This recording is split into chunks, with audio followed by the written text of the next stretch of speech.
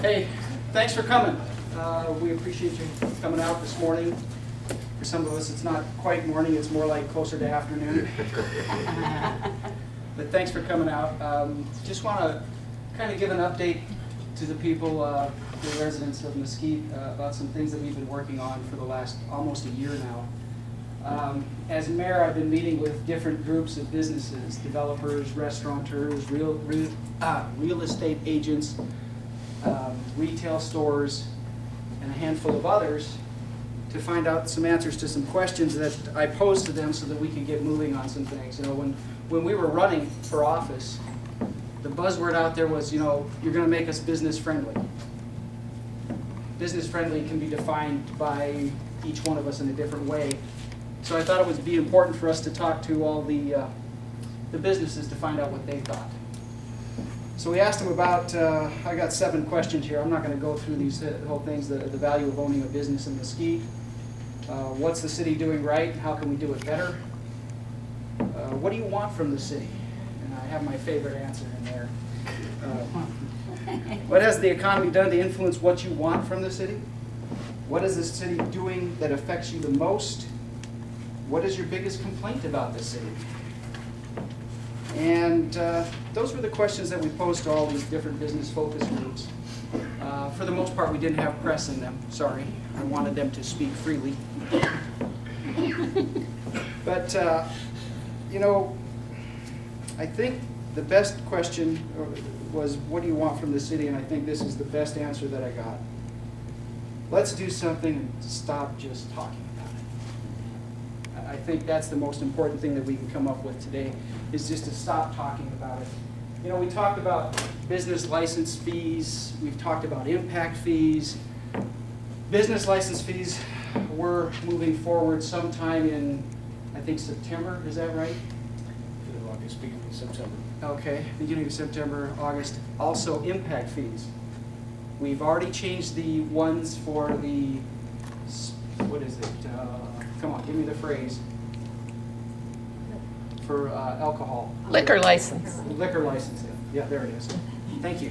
That's right. It's too early in the morning for me. So we've changed those so they can pay those over time, and we're moving forward on the rest of the impact fees so that all businesses can pay those over time as well. We're going to look at the gross revenue portion of business licensing. We're going to get with staff, talk to them to see how maybe we can work some things out. There's obvious some business licenses that are out there that we are charging a whole lot of money for that we probably need to cut back a little bit on. So we'll take a look at those with staff and try to make that a better process for everybody as well. We are also, let's see, what else are we looking at? I have to try and remember the back of my head. Those were the 2 most important. Oh, one of the other biggest complaints. Everybody in town hated the fact that you couldn't get a human being on the end of the line here. Thanks to Mr. Barton, I think we have that solved already. Correct? I know Yes. we mentioned that yet Tuesday night, or Tuesday evening. But we have that solved for the most part. There may be some times when you do need to talk to a machine, and none of us likes doing that, but sometimes you have to. Also, let's see, business, just lost my train. That's normal. Open on Fridays. That was a big question by a lot of the businesses. They want to know why we weren't open on Fridays and if we were saving a lot of money by shutting it down on Fridays. Well, the point is we're really not saving a whole lot of money. And right now, with the contracts that we have with our different unions, we have to work through those, and we'll start by negotiating next year with all of our unions to talk about getting at least a skeleton crew here on Fridays so that businesses that come in can go pay things, get their licensing done, taken care of, and so forth. And really, those were some of the major things that a city can do to help businesses. Basically, we want to make it simple. We want to just get out of the way. And I think that was the overall gist of all the focus groups, was make it simpler, make it friendlier by having people that you can talk to, open it up on Friday. Let's make it easier to pay impact fees. simplify the business licensing process, which Laurel Woolsey, our new clerk downstairs, has done a fantastic job at doing already. She's been working on things, trying to make it easier for people to come in and get a business and move forward. So I think we're moving forward in the right direction at this point. And I'm going to turn some time over to Andy, just for you folks, if you haven't had a chance to meet him. He's our new city manager. He's doing a great job. So Andy, come on up. The bus is coming. Okay. Hi, folks. When I was hired with the expectation that business friendly was a top priority. I get it. I worked in another community in Colorado that had some really tough times, as we have here. But I'm making that my mission. In addition to being business friendly, I also want city staff to be customer friendly as well. Some of the things that we're doing in that regard that Mark didn't mention was an independent analysis of our development services department. Development services is our window to the development community. And pending council approval, what I would like to do is do a workflow analysis, have an independent consultant come in, interview the people who work in that department, interview the patrons of that department. And when I mean patrons, I mean external patrons and internal patrons of that department.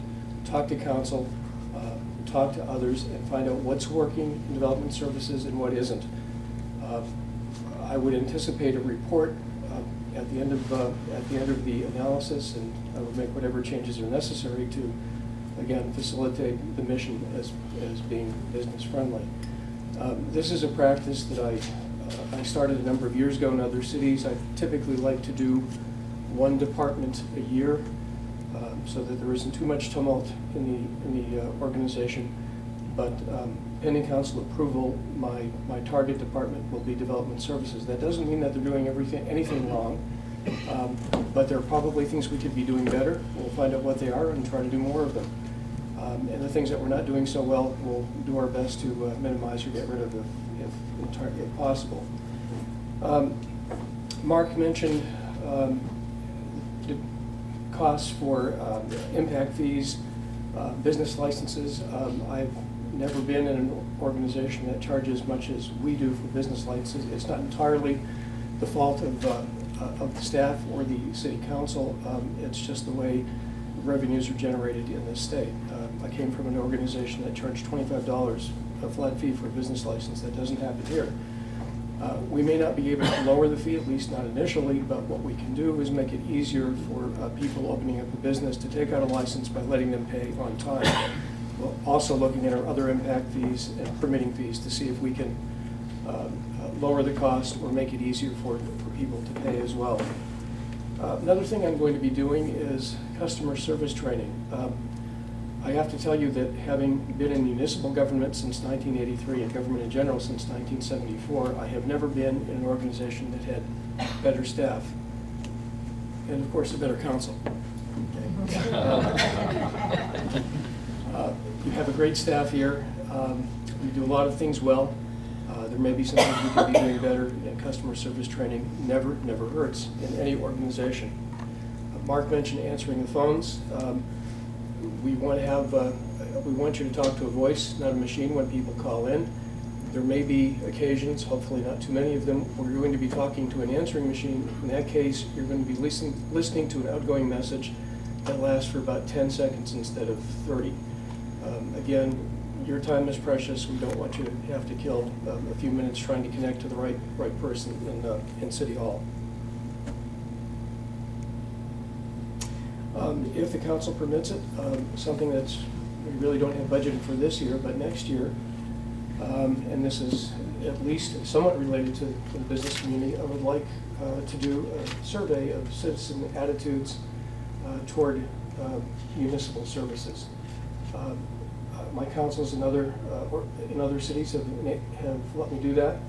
The information that we get back is often, well, it's frank usually, and we can be told in short order where we're doing things well and where we aren't.